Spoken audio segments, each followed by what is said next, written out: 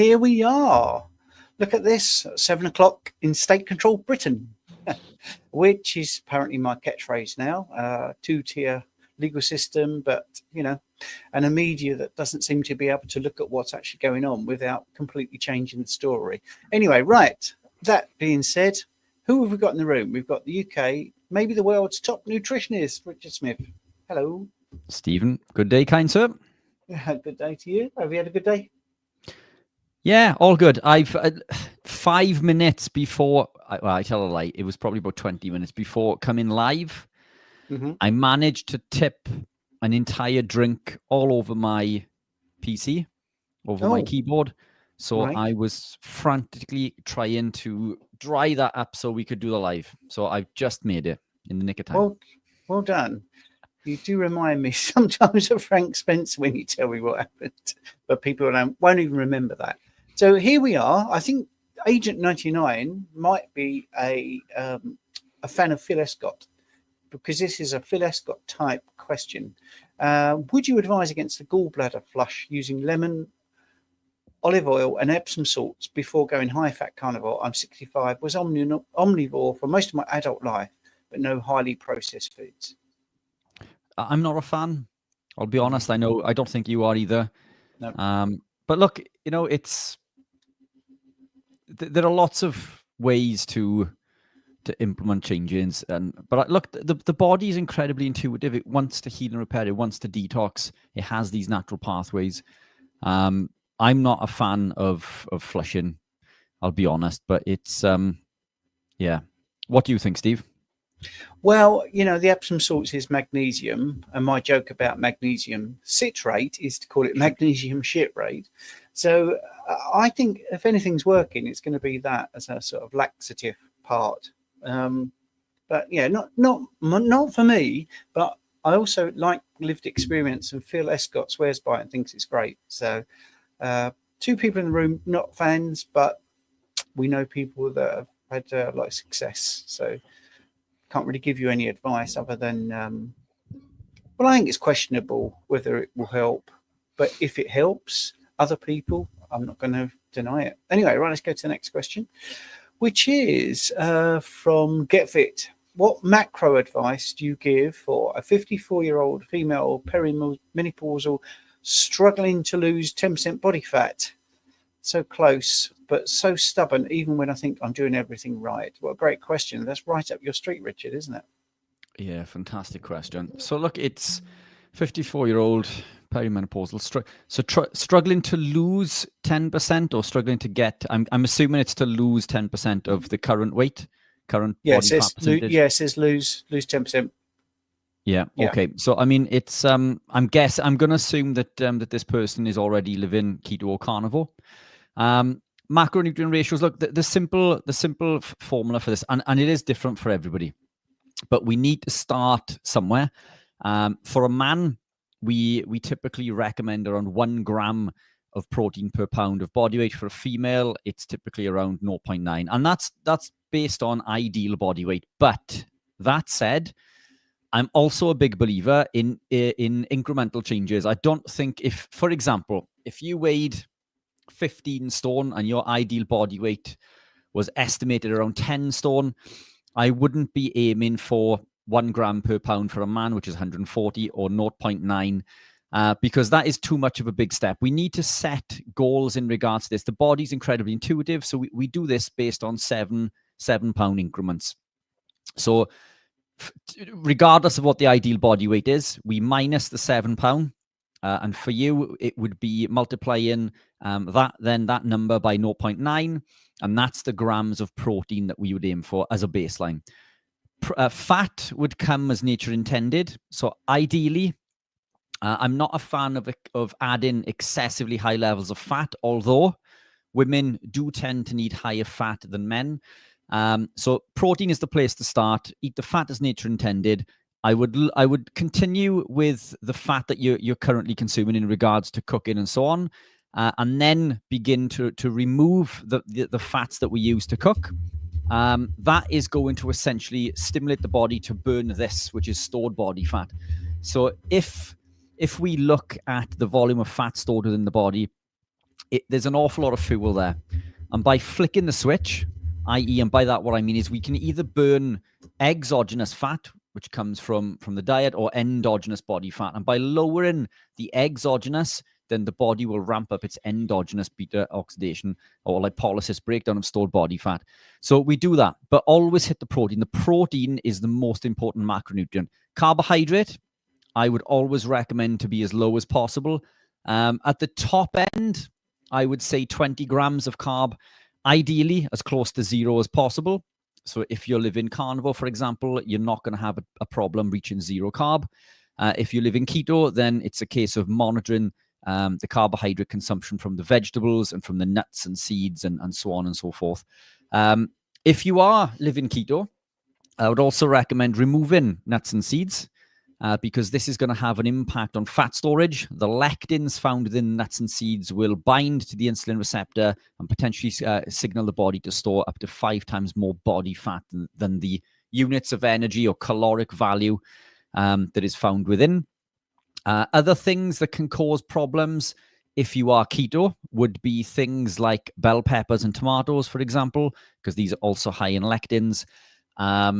And if you are living more of a carnivore-based lifestyle, then milk and cheese, for example, because of the casomorphins and the odd-chain fatty acids, these can cause issues with weight loss or fat loss. So that would be my recommendation. Tools that you can implement along the way is you can eat as nature intended. Now, if we look at the animal as a whole, the animal is made up of lean meats and fatty cuts of meat also. So, and organ meats, by the way. So we wouldn't have just consumed fatty cuts constantly. And this is one of the things that we're told is that when we come into this way of living, I get to eat all the fat that I want. And that's a fantastic thing. And I think it should be, we shouldn't lose that in regards to understanding how beneficial fat is. But too much fat can be problematic when weight loss is the goal. So providing that we're in a position where we've healed the body, then we can start to pull that lever in regards to alternating days with leaner cuts versus fatty cuts. And then there are lots of other things we can do, but I'm conscious of other questions that we need to answer. My advice would be to begin there and then report back in a few weeks and we can advise on additional levers to pull, or join us in the school group. We're live at 8 p.m. for 30 to 40 minutes tonight and again tomorrow evening. And we answer questions to individual people in depth within the school group. So fantastic opportunity to get in-depth individual answers answered there. Yeah, that's brilliant. Thank you for mentioning that, Richard, because I'll put a link in the comments for that. I've also put a link into my Substack, because I've noticed a few people talking about it. So I'll just say that that's very kind of you. I've got a £10, which is brilliant. Your Substack is amazing, Stephen. Check it out, folks.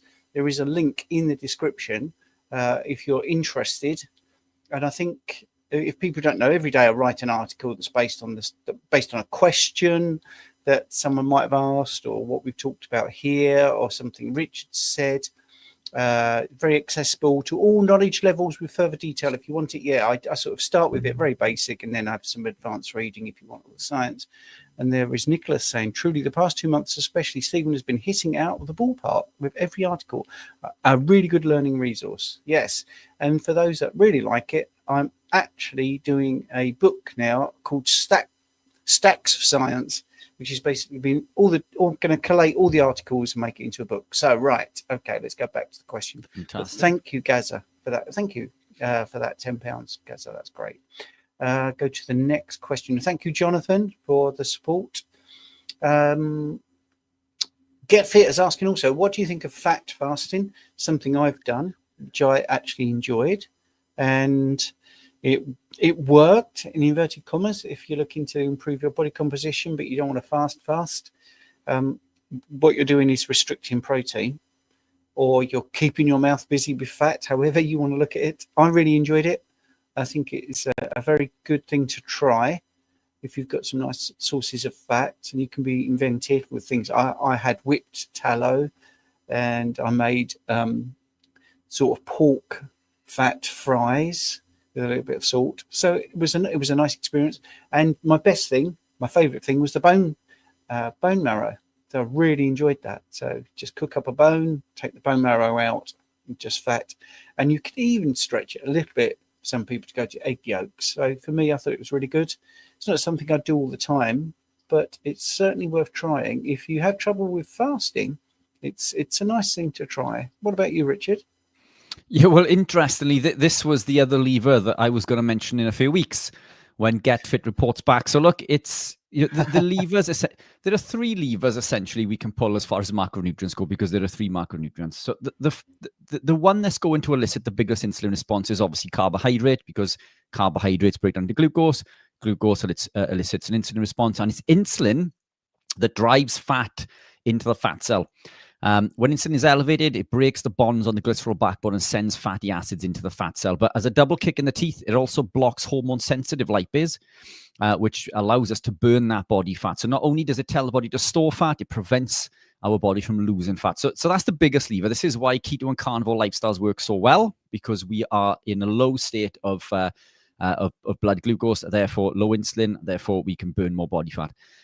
Protein elicits an insulin response, but it's far smaller. But fat elicits, it does elicit, people say it doesn't. It does, but it's very, very small, and it's almost negligible, and it does take an awful lot to even move the needle, a tiny, tiny amount. But the fact is, if we were to reduce the body fat, then we would tap into this and we would burn body fat. And that is my first port of call, because we have lots of stored body fat. And remember, the protein is the most important macronutrient. I don't care what anybody else within the space says about fat being more important. Protein builds everything in the body. It's by weight, it's the most, except for water, it's the most prominent compound within the body. So protein quite literally builds everything. And we know this because of protein synthesis, which is a process that occurs countless amounts of times throughout the day. So protein, critically important. Fat comes with protein. So by default, if we eat the protein, we consume the natural fats. So fat is my lever to pull over the protein. But as you gravitate deeper into this, then if we were to reduce the protein, then we would reduce the insulin response, and essentially we could consume far more of the fat, and we would store very, very little, if none at all, of that exogenous fat that we consumed. And this would lead to us burning or losing, burning is the wrong term, of oxidizing that fat. I need to be careful with terminologies, because I don't want Professor Barkay to send me nasty messages. And I'm just kidding. Bart is fantastic. But rightly so, terminologies need to be correct. So in the context, as we understand, we call it burning body fat, but it's oxidizing, so losing that stored body fat. Look, if we reduce the protein, this can allow us to break a plateau. It is a tool that I use, and it is something that I implement regularly. But look, I'm in a very different place. I think it's very important for one to be in a healed position before we start messing around with removing protein and reducing protein, especially for prolonged periods of time. Be careful. My advice would be, make sure that we're in a position where the body's healed, and you can use it to break the plateau short term. I don't recommend it long term. And don't forget, protein is essential, and it is the most important macronutrient. So just err on side of caution when approaching with this one. Brilliant. Talking of school and the wonderful members, we've got Bobby here giving us a wonderful super chat. So the support is really appreciated, Bobby. Advice, please, for osteoarthritis in knees, please. Bone on bone. I just started an omega supplement, been carnivore for 4 months. Thank you. Yeah, brilliant question. Thanks, Bobby. Look, first and foremost, I'm not a fan of omega subs. Omega 3s are critically important. But from a supplement, and you can get good omega-3 supplements, by the way, but just like most fats, they are prone to oxidation. And in fact, the research shows that the majority of omega-3 supplements, even within days of being produced, show high rates of oxidation. And essentially, this is what omega-6s are. Omega-6 is high in an oxidized omega-6 called linoleic acid. And it's because it's oxidized, it's problematic. And therefore, we're consuming the omega-3s to sort of offset this and help balance that omega-6, omega-3 ratio, but we could be contributing further to this if the omega-3s are oxidized. If you want omega-3s, there are a few options. My number one option is always to reach for real food first. One of the best sources is mackerel, and this is by volume per 100 grams. Mackerel, sardines, salmon, all very, very high in omega-3s. What I would say is that lamb is very high also in omega-3s, 10 times the omega-3 in lamb found compared to beef, and that would be my preference. There are downsides to consuming fish if you suffer with histamine responses, and we can get into this later if you like. But omega-3s from food would be my preference. Omega-3s from nuts and seeds are not true forms of omega-3s also.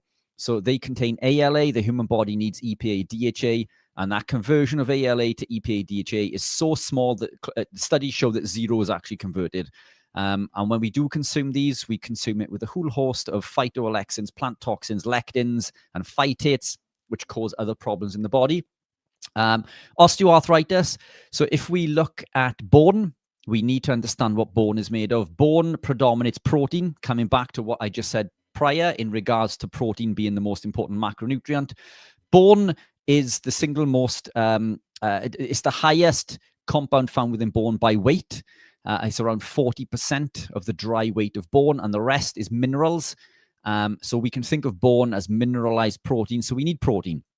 So for you, Bobby, that 0.9 grams per pound of body weight goes out the window, because my recommendation with this is 1.5 grams of protein per pound. So for example, if you weighed, and I'm going to get my calculator out on this so I don't say anything incorrect. If you weighed, for example, and I'm going to say 10 stone, which is 140, we want to we require 1.5 grams of protein, so that would be 210 grams of protein. It's a lot. In the terms of the weight of a pre-cooked animal protein, that's close to a kilo.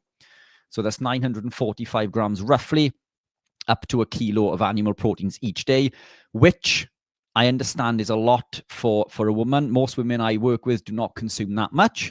Some do. But in order to achieve this, Bobby, I would recommend consuming 3 meals a day, split 4 hours apart. This is going to do a number of things. That consumption of the protein, which is high in leucine, is going to activate an mTOR pathway. mTOR is the anabolic pathway, and that is going to further aid and build and repair the rest of your body. Again, eat the fat that comes with this, but salt is critically important also. Salt is directly correlated with calcium to the bone, so we need to make sure we're consuming enough sodium. So you could look at your sodium intake and potentially look at a sodium supplement, an electrolyte supplement to aid with this.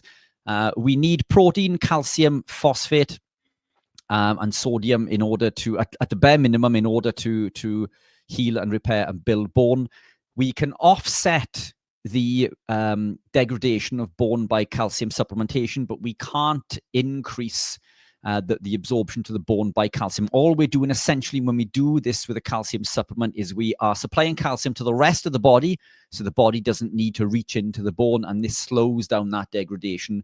But if we increase the protein and sodium, I'm confident that over time you would either stop this dead in its tracks or see some form of resolution. But I'll be honest, I'm not a fan of the Omega Sup. I don't know which one you have. There are some good ones. I know our good friend Jonathan, Carnivore Muscle, he supports a good brand. I'm unfamiliar what they are, but if he wants to pop that into the comments, obviously he's UK based. But be careful, because omega-3 supplements can oxidize also. Yes, and that's because they're polyunsaturated fat, for people that wonder why that is. EPA and DHA get a good rap because they're good for brain health and bone health. But yeah, if you get it from a supplement, it's different because it's in a jar, normally in a plastic thing that's exposed to light and oxygen and those sort of things. If people are wondering why we talk about those sort of things. So, right, let's go to the next question, which is a nice one from Bruce. Bobby, we'll see you in the school as well, so good luck with that. There are exercises as well you can do. Motion is lotion. Keep things moving. Someone says to you, well, just lay in bed and don't do anything. That's not a good thing for your knees. You've got to keep your knees moving. Bruce is saying, hello, gents. if I give up coffee, only black coffee, and seriously considering it, how long before I feel the benefits and the nastiness leaves? Well, Richard and I, it was very serendipitous that we both, without talking to each other, stopped coffee, I think, in the same week. Mine was because I had pains from after I played soccer, and I thought my football boots were suddenly too small for me, which I learned was inflammation. And going down the steps, I even fell for the sort of mainstream, I'm just getting old, that's why my knees hurt. But it was actually the acrylamide in the coffee building up, because I thought, well, I'll give it a go, I'll stop. So in answer to your question, it was literally 7 days, must have been at most 7 days, because on the Wednesday, when I used to play the 5-a-side football in the evening, it was once a week on a Wednesday. That first Wednesday when I decided I've had enough of this, I'm going to try the coffee thing. By the next Wednesday, because that was my control, my football boots and how I felt after football, everything was so much better. It didn't hurt, basically, and my boots didn't feel like they were too tight. So that was sort of empirical data for me. It wasn't subjective, it was objective. So that was 7 days. It may have been sooner. I mean, it might have been 3 or 4, but I still think 7 days is pretty good.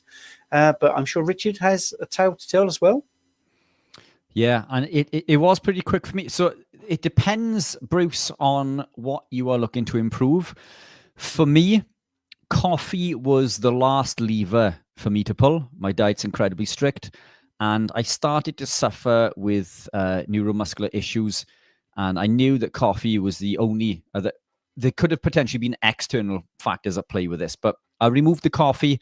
The very next day, the pain in my legs and my gait improved. So less than 24 hours. So to put this into perspective, I ran a race at my little girl's school sports day. And I didn't run very well. My gait was out. Somebody showed me a video after, and I couldn't pick up my leg. I was tripping up the stairs. I thought it was an injury, but it persisted. So I decided to quit coffee on the Friday because I was meant to run a half marathon on the Sunday. I quit the coffee on the Friday. By the Saturday, I noticed improvements. On the Sunday, I managed to run a half marathon, which there's no way that I could have even run a 10K. So from that perspective, it was very, very quick. The downside to removing coffee is the caffeine. So you will have caffeine withdrawals. You may suffer with headaches and so on and so forth. My recommendation, which may sound counterintuitive, but this was beneficial for me. You could supplement with a caffeine supplement. And the reason, this may sound absolutely bonkers, but coffee contains hundreds of plant toxins. The caffeine is just one. Yes, the caffeine's problematic. Yes, caffeine's a potent neurotoxin, but it's not the most dangerous in my opinion. It's, as Stephen says, the acrylamide, which is a potent neurotoxin. So removing the coffee, you're removing all these other plant compounds. You can titrate down on the caffeine with tablets to help withdraw. If you go cold turkey, which is fine, you can do that, but expect a few days of headaches and feeling very lethargic and grumpy. But you will come through it. So as Stephen says, within a week, you'll probably come through that and you'll start to feel way better. But from a neuromuscular perspective, I noticed the very, very next day. Yes, brilliant. It was a weird coincidence, and I'll have to take my hat off to Chafee because I didn't believe him. And by the way, I'm on Chafee's podcast tomorrow. So anyway, right. No Carb Barb, you like my deep dives on the Substack. And to answer a question that I'm getting private questions as well, the Substack will be an ebook. It'll be on Amazon. It will be also a, Kindle. And it will also be a hard copy. And I'm hoping Richard will put it on his website because my other books are on his website. Right. Helen Hot Stuff. Hey, great name. Thoughts or opinions? Can we do both? Is that allowed? On PSMF, please. That's protein sparing modified fasting for those people that don't know. And it's a misnomer, really, because you eat protein. It sounds like you don't eat protein, but what they're saying is the protein of your muscles are spared and it's not fasting. So that's what it all means. Basically, you eat more protein, a lot less fat. What do you think of it, Richard? Yeah, so this, in effect, it comes back to the very first question that we had, isn't it? This is the opposite to fat fasting, if you like. This is increasing your protein and lowering your fat. I would preference this over a fat fast initially, at least, but both are very, very good tools, and I use them both. I do use them both, and it allows me to maintain single-figure body fat.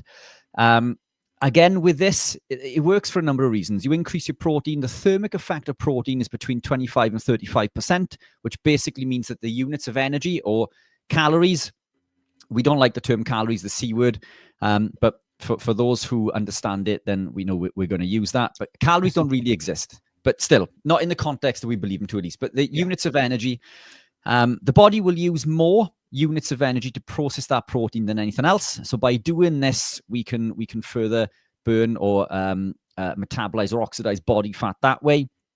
It also satiates. It gives the feeling that we're not fasting because we're still eating. And you tend to eat a lot more, but you do it with lean cuts. So you do very, very lean cuts, and you will lose body fat very, very quickly. That said, fat is critically important. So if we are in a lean state already, after a few days, you may start to feel a little brain foggy, a little the fog may come back, the cognition may be suffering, because fat is essential, by the way. We can't live without dietary fat for prolonged periods of time. We can do it, but it essentially will lead to what we know as rabbit starvation. And we see rabbit is very lean. So if you eat nothing but rabbit, for example, you will die eventually, because we do need the fat. It will essentially, regardless of how much you eat, but it will strip you and lean you very quickly. Again, another tool I do implement, but again, it's one to implement when the body is in a healed state. I think we shouldn't experiment too much with these until the body is back in. The gut needs to be healed. Healing the gut is job number one. And then we need to work on upregulation of hormone production and utilization and transportation before we go pulling these levers, ideally, because we don't want to leave the body devoid of essential nutrients in order to carry out these essential processes. That's brilliant. MJ, there's a super sticker of $4.99. Thank you very much. And I noticed that StreamYard has done a naughty, because I know there is a question, Amanda, about vitamin C. I saw it and I was ready to ask, and it sometimes flicks all the questions down, or when we star it, by the way, just so you know, it seems to sometimes dump them. So let me just star that question, and we will get to it, I promise you. I don't know why that did that, so I do apologize. There we go, Amanda. Let's start that one. So we keep talking about school. And we'll come back, Amanda. We will do your question in a second, just so people know what school is, because I've had a couple of messages. School is our community, which is still at least 50% cheaper than most other like structured communities, and it is very similar to sort of Facebook in that you can post your questions or recipes, pictures. There's the general discussion. We have playbacks from all our meetings, so there's all these videos, all with PDFs or transcripts. So for instance, if you've listened to Richard talking about something and you've missed all the numbers in our meetings, you can go to the transcript, you can search the PDF and look up, I don't know, calories or whatever you want to look up, and it will come straight onto your screen. There's also courses that you can do. These are free. They open up a few of the levels straight away, and then the more active you are in the community, the more they open up. They've all got free ebooks and videos and so many tips and tricks. Fruit and veg is all from the fruit and veg growers. So we blow the lid on what they actually do for real. For instance, apples, when they're harvested, they don't get into the supermarket for over a year, and they tell us all their tips and tricks, all the bits about dairy. If you get to level 8, there's 3 of my books in there, which is good. And then the Fat Club is the Piesta Resistance, level 9. Richard and myself, we did about 60 days worth of content for every single day. So that's school, and there should be a link in the chat. If there isn't, then we'll put one in there. Right. And now we will get rid of that screen share. But you can join. There is a link in the description to the YouTube videos you're watching, and also there will be a link in the chat. Right. Now then, Amanda, your question. Let's have a look at that. So, do we need to supplement with vitamin C if consuming 20 to 40 grams of carbs daily, 5% calories, when the rest of the diet is beef, eggs, and butter? I don't think you need vitamin C at all. I mean, we actually lost our ability to synthesize vitamin C many, many years ago. About 20 million years ago, actually. The GULO gene, G-U-L-O is the gene. Some animals retained it, others didn't. So obviously it was a genetic selection. And the reason was actually there was an abundance of fruit. There was a massive warming of the planet about 20 million years ago, which we know from tree records, from seed records, from ice cores. So anyone that thinks that it's hot now and that we're making the climate go up, we actually know that's not really true. It was much warmer then in the Miocene era, I think it was. But anyway, so we lost the gene. And the reason I know this so well is because we didn't need vitamin C, because Lp(a) is a much better way of fixing splinters in the arteries. And we lost the vitamin C because we didn't need it. And then what happened was about 12,700 years ago, the Younger Dryas happened, and there was a cataclysmic event, and a lot of the animals died out. We started agriculture, and we left all the good food behind, and we started to get smaller, and our brains got smaller because we started to eat lots of fruit and veg. So if you eat a lot of fruit and veg, you need a lot of vitamin C because of ferroreductase, because that's non-heme iron, Fe3+, the ferric form of iron, which is not bioavailable to humans. And also glucose competes with vitamin C reception. So if you're on carnivore or keto, or only 5% of your daily intake, when you say calories, you could do it by weight. That would be a much better way to do it, to find out exactly what percentage you are eating. So that's what I would do. I'd look at the weight of your food, but let's use calories because that's what you put. If 5% of your daily intake in photons and heat energy is 5% of carbs, very unlikely you probably need vitamin C, because you've got beef, eggs and butter. So why would you need vitamin C? Because you're getting plenty of heme iron, the bioavailable form, and you're not eating many carbs. So personally, I wouldn't worry about it. But Richard may have a different opinion. I don't know. No, agree completely. And look, let's not forget that meat does also contain vitamin C, contrary to popular belief. A 12-ounce beef steak, for example, contains 12 milligrams. Our requirement is far less than we're led to believe. And you've hit the nail on the head. If we're not consuming as much glucose or plant compounds for that matter, then our requirement for vitamin C is considerably lower. Excellent. Right, Richard, 2 questions in a row for you. MJ saying, hey, Rich, enjoyed your episode with Alan. Are you looking to do this on a regular basis? Cheers, MJ. Well appreciated. Yes, Alan and I are doing a sports type of athletic performance type of podcast, which is something we began probably 2 years ago, I think, Steve. And then one thing led to another, and we just didn't record anything for quite some time. So it's been on the cards for a long time.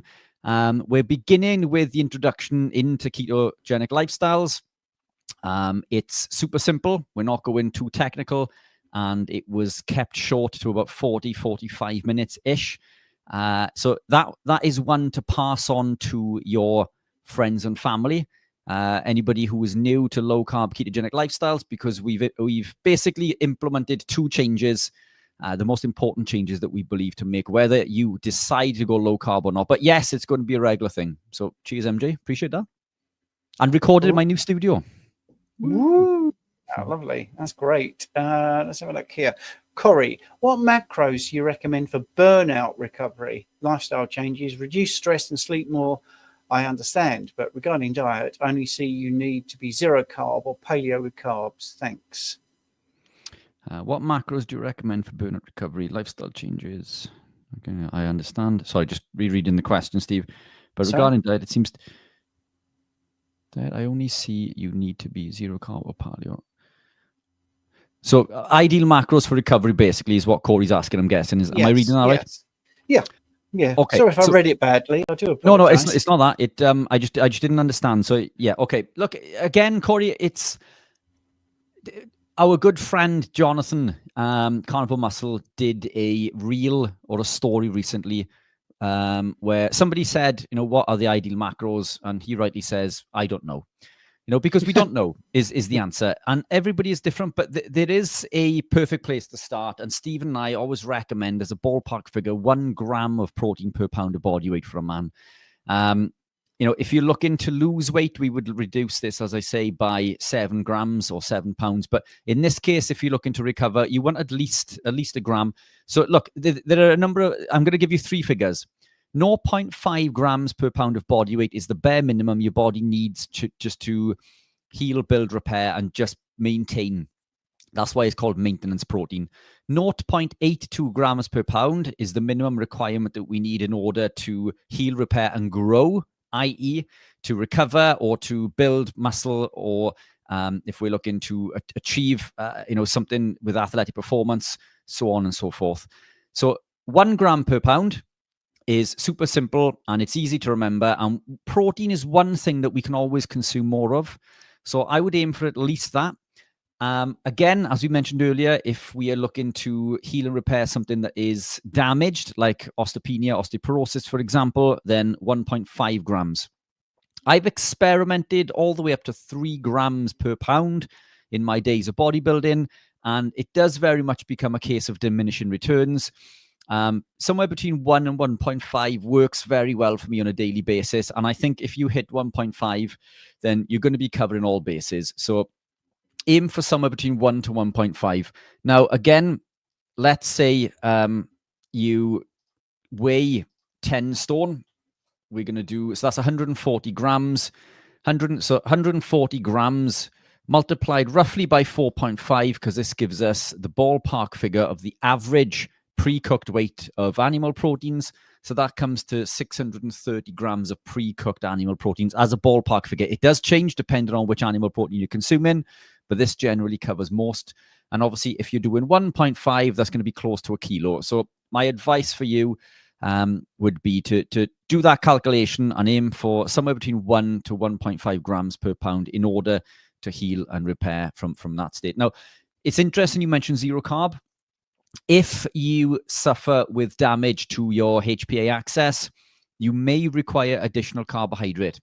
The only way you're going to know this is if you test. The easiest test, in my opinion, is a cortisol saliva test. Super simple and invasive. This will track your diurnal rhythm, how your cortisol moves throughout the day. If this is out of range at any point, then you may have damage to your pituitary. And there we need to look at healing and repairing that. Stephen and I cover this. We've covered it a lot recently in school. And I will be releasing videos shortly, short videos on how to heal and repair that HPA axis. But if that is damaged in the short term, then you may find you require a low level of carbohydrate. And it is very low. This isn't an excuse to binge on carbs. We're talking a tiny amount of carbohydrate each day, just to allow you to have that glucose availability for the cells to use, because the body does need glucose. And under normal circumstance, we can make all of the glucose that we need from non-glucose substrates such as protein and fat via gluconeogenesis. But gluconeogenesis is driven by cortisol, which is produced by the adrenals. So if that HPA axis is damaged, we're going to struggle to do that at an efficient rate.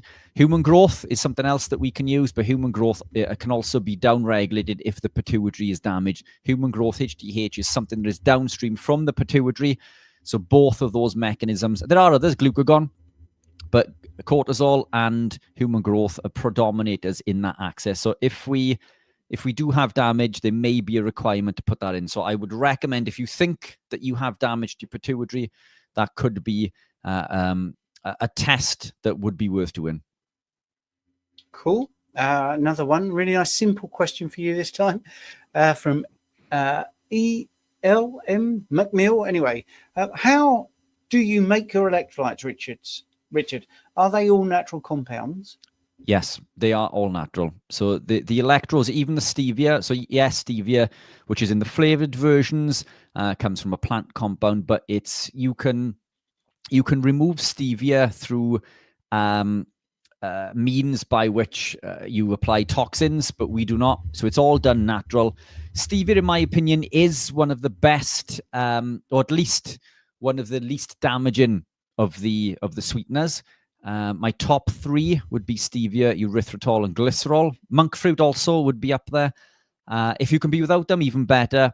But many people who gravitate into this way of living like something sweet, So the flavored electrolytes do contain stevia. Everything else, again, it is also all natural. They also contain 66 trace minerals. So we've just reformulated to add 66 trace minerals, including iodine and boron and so on and so forth. But what else is in there? We've got lots and lots. We can come back to that. But look, it's the ratio with this that is critically important. The ratio on most electrolytes on the market, in my opinion, is incorrect. And that's what we've addressed with this. But we've added molybdenum, selenium, astaxanthin, which is the world's most powerful antioxidant, along with all of those other 66 trace minerals that I've just mentioned. I use them every day. That's what's in there. Fantastic. We've also... Sorry, go on.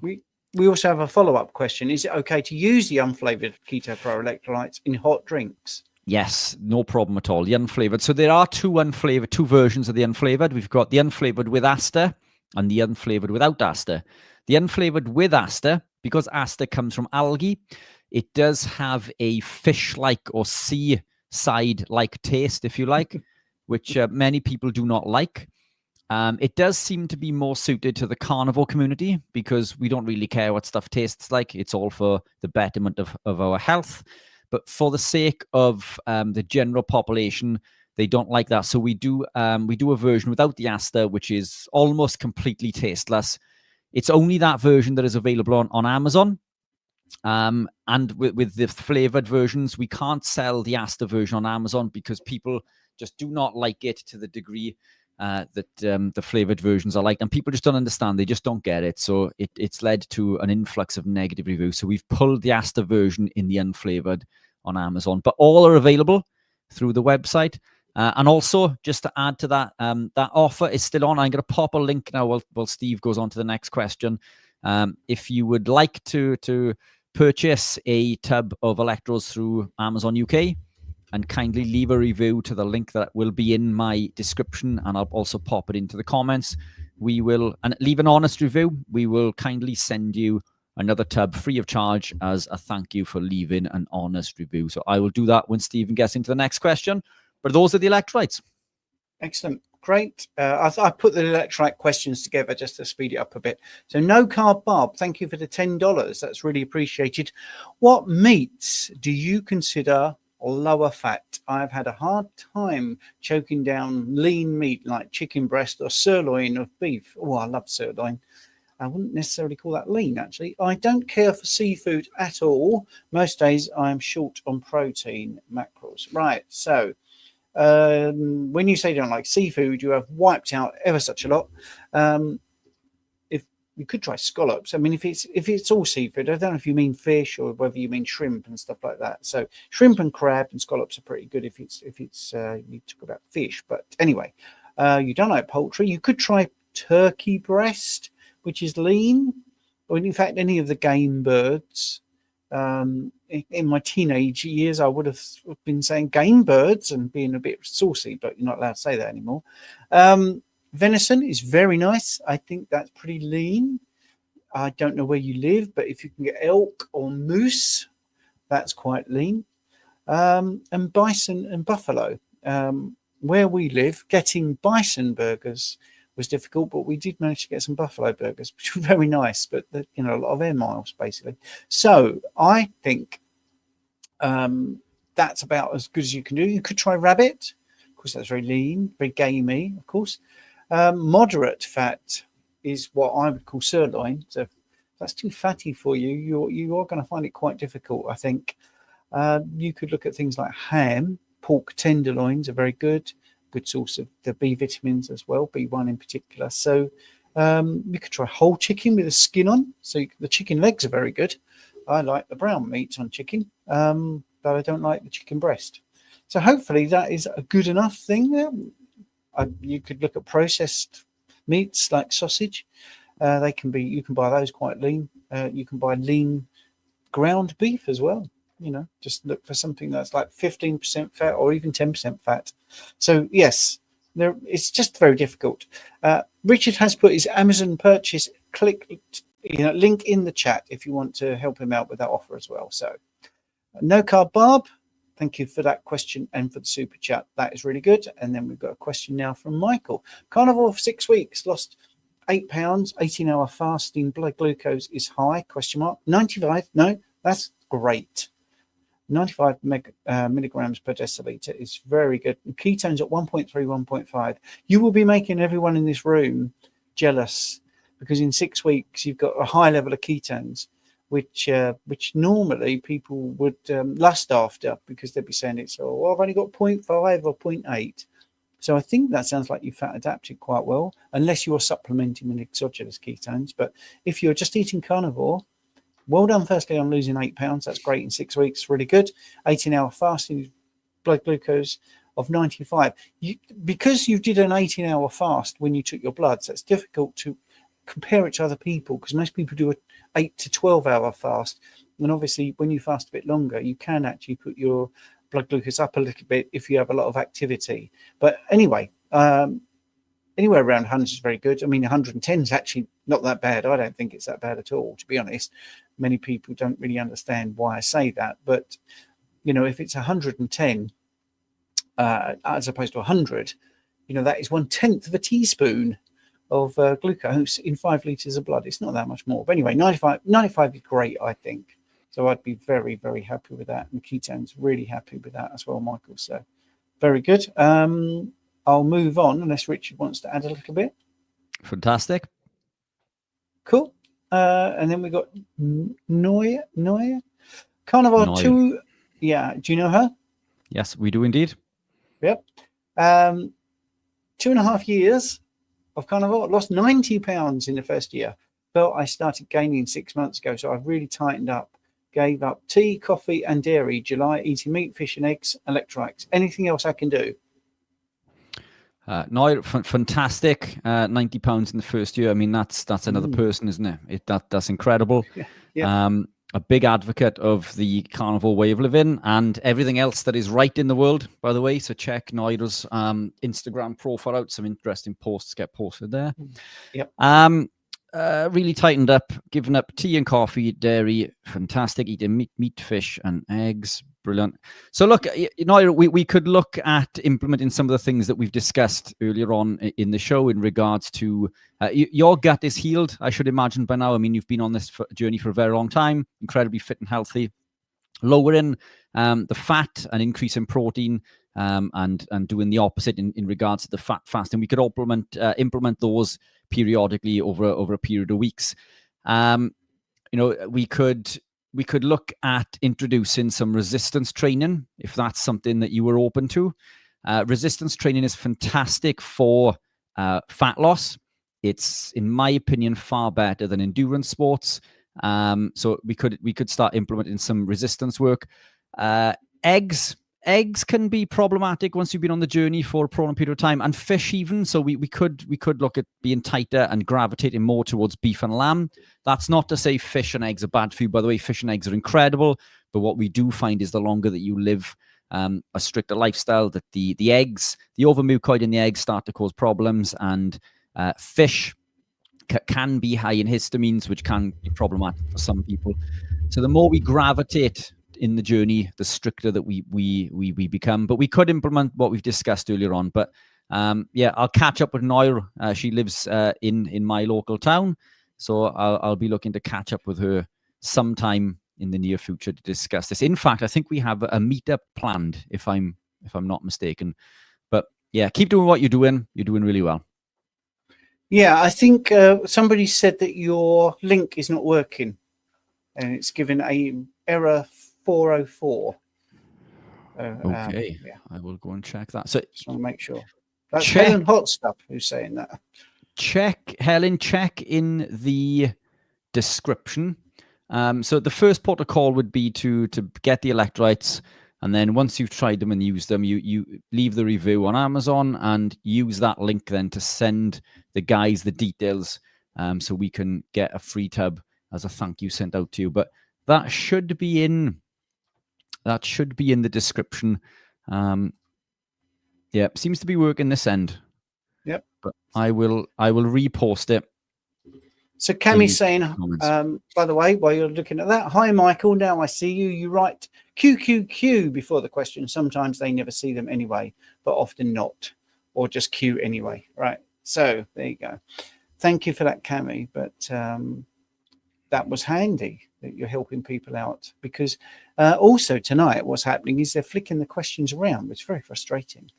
Right, so while Rich is doing that, MJ has asked me, are you still taking stem cell supplements? If so, have you noticed any benefits? I'm looking to start myself soon. Yes, first thing, MJ, I have a link, so it'd be nice if you use that link. And secondly, I did get kicked quite heavily in football, and I was trying to let the injury just fix itself, and it was dragging around a bit. And Simon Grant, who I work with a little bit, who's up at Health Fitness Scotland, who Richard knows as well, is a fine man, and I had went to do some rehab with him on my foot, and it was just too slow for me, so I took extra stem enhance and it went. Plantar fasciitis. So for me, that could be coincidence. Of course it could. I can't say it will treat anything, but we do know that it definitely increases the release of adult stem cells. That has been scientifically proven. I think it's something like 21% increase in the release of adult stem cells, which can go into your body and become other things. So yeah, I definitely think it works. But Jane takes them as well, and she noticed that she had pains in her hands and they had gone.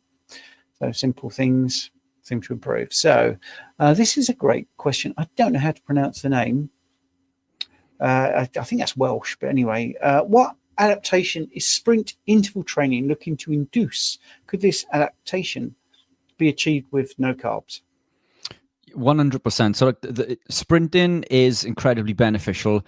Sprinting when you are on zero carb will allow you to upregulate something called the monocarboxylate transporters and essentially signal the body to adapt quicker. So under normal circumstances of zero carb, it can take 6 to 12 months to fully adapt. This involves the body being able to produce beta-hydroxybutyrate at a high rate, not wasting it, transporting it, and then utilizing this within the cells. In simple terms, this can take 6 to 12 months, as I say, of zero carb. If you adopt a zero carb lifestyle and you do high intense sprint intervals or ski erg or high intense rowing or even sprints on the bike, this will force that upregulation to happen a lot quicker. Now, you can also aid this with things like C8-MCT and exogenous ketones. Links for those are in my description below. Exogenous ketones will also signal the adaptation of these pathways and will allow you to adapt quicker. They can also be used in the short term, especially to help negate the lack of beta-hydroxybutyrate, because it will essentially flood your body with BHB and supply that energy to the cells. But once you can compete once you're adapted, you'll be able to compete at a higher level than you've ever been able to compete before. And we see this time and time again with the athletes that I work with, myself included. I'm a far better athlete on zero carb. The body does need glucose, but we make all of the glucose that we need. And I proved this when I ran a race at Chester, the Chester 10K.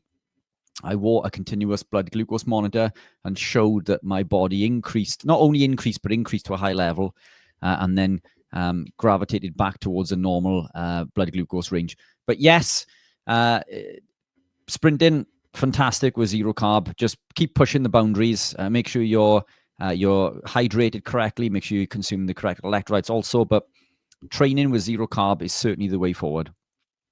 Excellent. Okay, that's really good. Luke, been mostly carnivore, just over 1 year, folate deficient, and recently started to supplement heavily. I need guidance where best to get this, please. Lost a third of my body weight, by the way. I don't know if that little tag of the third of body weight is a good thing or a bad thing. If you didn't want to lose a third of your body weight, obviously that's a bad thing. But I just want to point out with folate, the reference ranges for folate are absolutely inappropriate for this way of eating. When you get folate from a vegan or vegetarian diet, it's what's called a polyglutamate. So it's folate polyglutamate. So there's lots of glutamates attached, basically. And the body only really wants monoglutamate versions of folate. So to be able to get the folate you need in carnivore, you need a lot less because there's a lot less processing and it's more bioavailable. In fact, this is the story with so many nutrients and the reference ranges, they're so wrong. Also, it might not be folate. If you're taking a lot of folate and you're not having any great joy with it. It could be methylation, it could be B vitamins, it could be B12. So there is more to folate than meets the eye. But the supplement king is in the room. So, Richard, I'll hand over to you. Brilliant. Cheers, Steve. Yeah, I'm not a fan of folate supplements. Many of these come from plant compounds, and as Stephen says, they're polyglutamate and not mono. Look, Stephen's hit the nail on the head. You may not even have a folate deficiency. What makes you think that would be question number one, because how do you feel? If you feel fantastic, then it's no problem. If you do want a helping hand, then if we look at the folate cycle, for example, the folate cycle is connected to 4 other pathways. The next one in the chain is the methionine pathway or methionine cycle. This is dependent on vitamin B2. Even on carnivore, if we eat maybe over 1 kilo to 1.5 kilos of muscle meat a day, if you suffer with slow methylation, you're still going to be devoid of riboflavin, which you cannot obtain from plant compounds.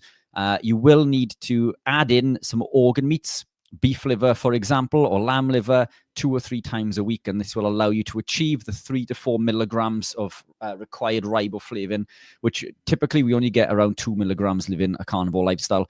This will upregulate the folate and the methionine pathway and everything else downstream. So all of these things are integrate.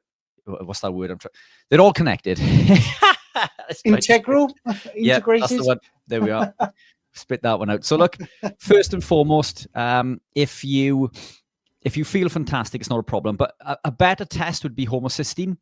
If your homocysteine is high, then again, the B2 will probably B2 and B3, and in fact, B vitamins in general, whether it's methylation and interesting, all of these are connected to homocysteine from endogenous production also, which we can probably get into on school if we're short on questions, because it's incredibly interesting. The key to this, B vitamins, as Stephen says, B2 is the one that doesn't get enough of the airtime. B3, critically important. Pyridoxine B6, which we cannot obtain in high quantities from plants. This is also integral, especially when we look at the homocysteine going on to create glutathione, because that's what happens when with homocysteine, we send it into the transsulfuration pathway and we create glutathione, the body's master antioxidant, which is dependent on pyridoxine B6, which we cannot obtain from high enough quantities from plants because it is bound to pyridoxine glucoside and isn't as bioavailable and active within the body. So my thing for this, Luke, would be add in some organ meats. Incredibly beneficial. We can't achieve the same level of riboflavin from supplement form. We're probably going to run out of time, but we'll get into this next time. But how do you feel? If you feel fantastic, then there's no problem. Yeah, and that's why people should join school, because we always run out of time. There's always tons of questions.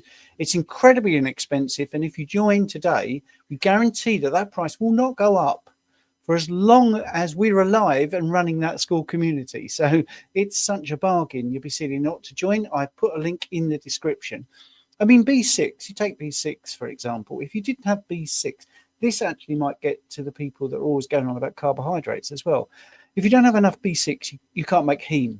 There's a 9-step process from the bone marrow.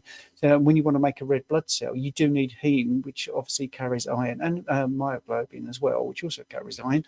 Without B6, the ALA enzyme at the first stage will not be activated. The other thing that inhibits that process is glucose.